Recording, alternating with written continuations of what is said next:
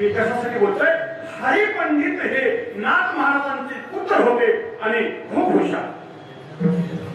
नाथ महाराज हरी पंडितही काशीला गेले आणि पंडित होऊन आले. त्यांचं नावही हरी पंडित आणि पंडित होऊन आले. आणि नाथ महाराजांचं ग्रामीण भाषेतलं बोलणं आणि ते शास्त्री होऊन आले. त्यांना नाथ महाराजांचं बोलणं आवडले ना. ते म्हणाले, बाबा समाज किती पुढे गेला, संस्कार किती चांगला, तुम्ही असं कशाला बोलता ह्या गावंढाळ लोकांमध्ये गावंढळ. एक दिवस नाथ महाराजांच्याकडे एक बाई आली. महाराज मी एक संकल्प केला होता, मी एक नवस केला होता, 1000 ब्राह्मण जीव घालायचा, पण आता माझ्याच्यानं ते शक्य नाही. माझी एक विनंती आहे, तुम्ही माझ्या घरी जेवायला या. ती बाई म्हणते, म्हातारी बाई. नाथ महाराज म्हणाले, काही हरकत नाही, येतो, कधी येऊ? उद्या या, उद्या. म्हाताऱ्या आजीनं सांगितलं. नाथ महाराजांनी जायचं कबूल केलं.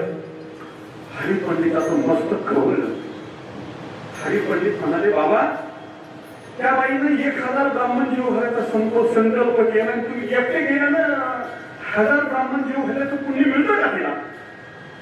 नाथ महाराज हळूच हसले आणि मग हरी पंडितांना म्हणाले, अरे असू दे, जाऊ आपण, तिची श्रद्धा आहे, आपण जाऊया, तुम्ही माझ्यासोबत चल. मग तुम्ही तिच्या हातात स्वयंपाक भोजन करणार का? हरी पंडितांनी विचारलं. महाराज म्हणाले, नाही, स्वयंपाक तू कर, आपण दोघं जेवण करू. नाथ महाराजांनी हरी पंडित गेले आणि त्या बाईला शिला दिला आणि हरी पंडितांनी स्वयंपाक केला आणि मग दोघांची 2 पात्र मांडली आणि दोघं जेवायला बसले. जेवण झालं. हरी पंडिताचं जेवण झाल्यानंतर हरी पंडित उठले आणि म्हणाले, माझं जेवण झालं. नाथ महाराज म्हणाले, माझंही जेवण झालं. हरी पंडितांनी स्वतःचं पात्र उचलून टाकलं. आता हरी पंडितांना वाटलं की बाबाने त्यांचं पात्र उचलून टाकतील, पण बाबाने सांगितलं, अरे हरी, माझंही पात्र तूच उचलून टाक.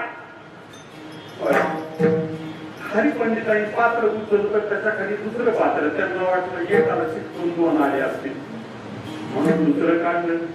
त्याच्या खाली अजून एक, मग तिसरं काढलं, मग त्याच्या खाली अजून एक. अशी किती पात्र निघाली? 1000 पात्र निघाली, 1000.